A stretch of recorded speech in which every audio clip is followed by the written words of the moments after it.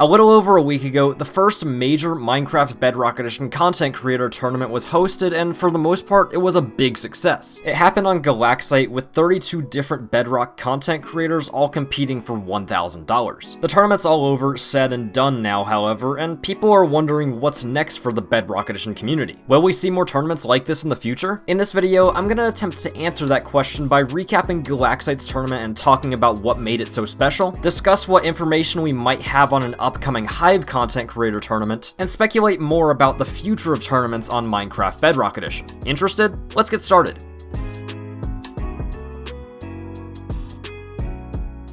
Alright, so Galaxite's tournament, called the Summer Blast Tournament, happened on Saturday, August 14th. Like I said, there were 32 different Minecraft Bedrock content creators participating, and all were trying to win the top prize of $1,000. There were also second and third place prizes of $500 and $300 each, and a popular vote prize of $100. There were 3 Galaxite game modes that were played in this tournament: Chronos, Hyper Racers, and Rush. The Chronos game featured all 32 creators in it, and Hyper Racers and Rush had 3 games each, but the creators were split into groups of 8. The top player out of each of the 3 game modes got an automatic invite to the final, which was a smaller 10-player Chronos game, and then the remaining 7 slots were given to the players who earned the most points over the course of the tournament. Now, I'm not going to recap the entire tournament just because I simply don't have the time to, but here's some of the highlights. Crazy Guy won the initial Chronos game, guaranteeing himself a spot in the final. DZ was the top player in all of Rush, and I was the winner of Hyper Racers overall. I don't want to toot my own horn too much, but I can't not share my reaction to winning the final Hyper Racers race. It was a nail-biter.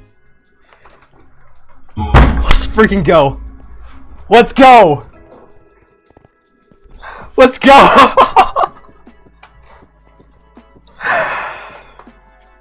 GG. Oh my god, let's go. Dude.